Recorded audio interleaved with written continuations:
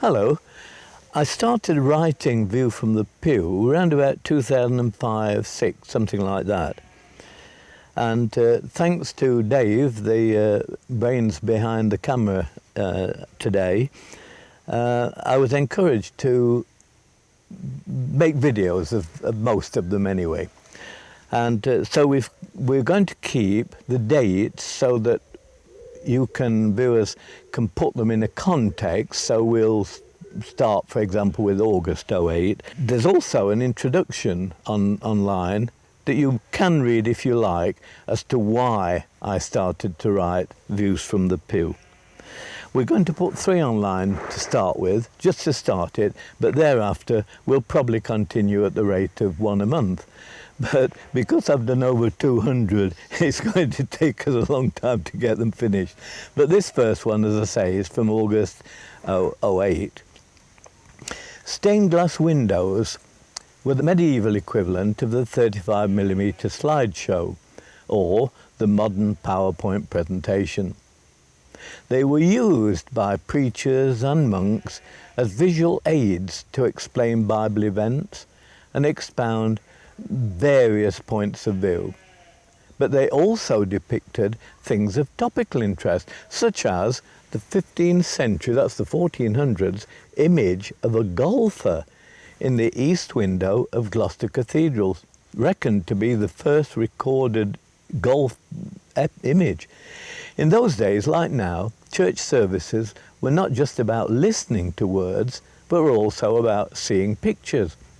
And not just the pictures painted by the preacher in words. We look around in church and notice things.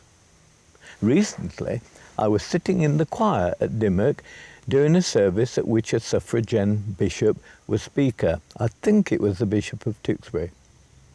I know that on these occasions, most people have eyes only for the bishop or whatever luminary is there at the time.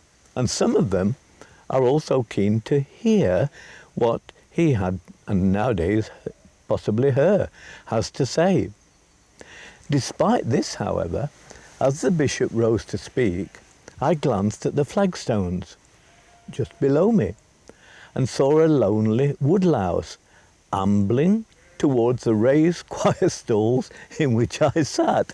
As it got a bit closer, a small spider dashed out from under my feet and punched the woodlouse on the nose.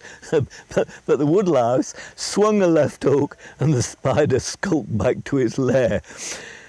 Confident in his success and with a little swagger now, our woodlouse then continued its way. Within a few moments, however, another spider rushed out from a seat crosswise onto mine, but this one tackled the woodlouse from behind. I couldn't see clearly what it was up to, but it was certainly very, very busy and energetic. All was revealed, however, when suddenly the rear end of the woodlouse was hoisted into the air. Now, I was amazed. I watched transfixed. How on earth?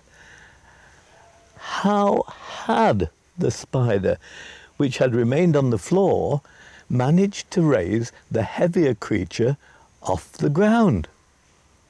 Had it, I wondered, constructed the arachnid equivalent of an A-frame with a block and tackle? Whatever it had done, there was no doubting that the rear end of the louse was off the ground, swinging gently in the what breeze there was over the flagstones. The spider then ascended an unseen rope, talk about the Indian rope trick, and quickly pulled the luckless louse an inch or so higher and left it dangling. The omnicidae, Latin that word, was quickly cocooned in fine silk to become an item in the spider's larder for later consumption. These events lasted the entire length of the sermon, and to be honest, I do not remember a single word the bishop said.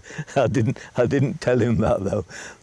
I shall not, however, forget the scenes of life and of a lingering death my eyes had witnessed that particular Sunday morning. The power of pictures cannot be overstated, and who is to say that there is not somewhere in an English church a stained glass window depicting the ecclesiastical exertions of woodlice and spiders.